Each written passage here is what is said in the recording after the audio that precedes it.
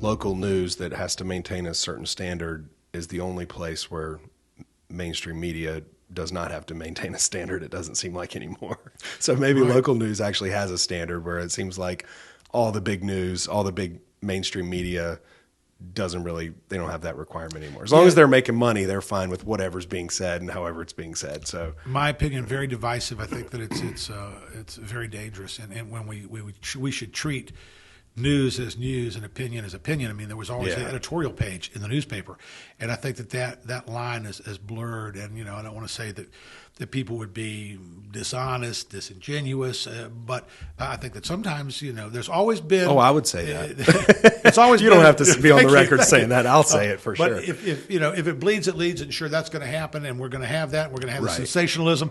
But when we have opinion and news become one and the same at a national level, no more Walter Cronkites who are going to deliver the news. Right. Then I think that on a local level, when you hear news that way, then that and bring in community, into that's going to be. And I really do believe that people are thirsty for that. I think that they really want that. You've been doing this for 23 years, and you've been able to bring that community and that connection, which I do think you're right. There's something, I wouldn't even go so far as to say nostalgic about it. There's something that's needed about having that connection where you introduce us on First Talk to people that are in the community, that are doing things that are making a difference where we live.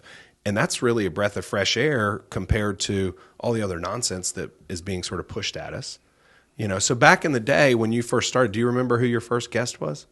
Yeah, we actually, it was either... Did you start out doing First Talk? Was that when you said you started with live radio in the morning, did you start out hosting guests or were you just delivering content? We were going to have guests as part, but we were actually taking a look at probably more governmental and more informational. And then we found out that, wow, there's a lot of people out here in the community who've got great stories. And in the days that when it was either Mary Miller with CVCC, who would be the first official guest, and she was actually there the day, after Thanksgiving, and she was the first. Then David Hood from Catawba County Board of Elections, at the time came on, and we were talking about hanging chads. That's how long ago that was. Yeah. Wow. So that's people remember that. Yeah, because kids down in Florida. Yeah, who are just, they don't remember that election and all that going on.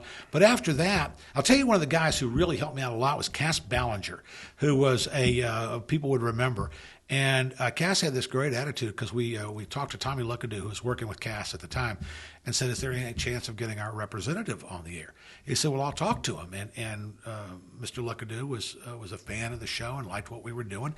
And Mr. Ballinger said, or Congressman Ballinger said, "Yeah, I'd be glad to be on." So we just talked to him, and it kind of gave it a stamp of approval. It made it okay to listen, because it gave us some credibility, and it was a sign and a signal to other people that we may be wanting to have on the air, that it was not a "we gotcha" show. And it wasn't a show that was going to be attack radio. And it wasn't all self-promotion either. I mean, obviously, Cass has made a tremendous impact on this area through his career as well. So to have somebody like that, a prominent figure, to be able to come in and say, "Hey, we're just having a conversation." Yeah, and I'm not trying to sell you anything. So to Mr. Tommy Luckadoo and to Mr. Ballinger, no longer with us, of course, but I owe them a great deal of thanks, as well as the Long family and the people who said, "Yeah, let's give it a try and let's see how this works."